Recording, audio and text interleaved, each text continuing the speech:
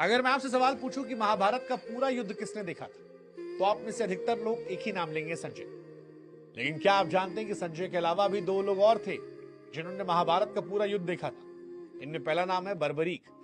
बर्बरीक ऐसे महान योद्धा थे जिनके पास 3 बाण थे, लेकिन 3 बाण में इतनी शक्ति थी कि अकेले ही पूरे महाभारत को समाप्त कर सके।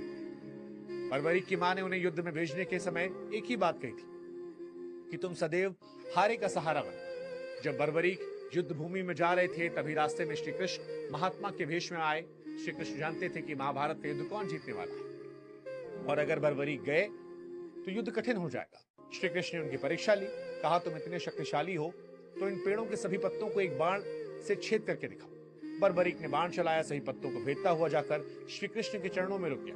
क्योंकि श्री कृष्ण ने एक पत्ता पैर के नीचे दबा रखा था, बर्बरीक समझ गए कि उनके सामने कोई साधारण व्यक्ति नहीं। उन्होंने पूछा, आप कौन हैं? भगवान श्री कृष्ण ने अपना रूप दिखाया। बर्बरीक चौंक गए। कहा, आप तो मेरे गुरु हैं। श्री कृष्ण ने कहा, मैं तुम्हारा गुरु हूं तो गुरु दक्षिणा क्या दोगे? बर्बरीक ने कहा, भगवान आप जो चाहे। श्री कृष्ण ने कहा, तुम मुझे अपना सिर दक्षिणा में दे दो। बर्बरीक ने बिना हिचकिचाहट के अपना सिर भगवान को समर्पित कर दिया। बर्बरीक का प्रेम देखकर भगवान प्रसन्न हुए और कहा, वर मांगो।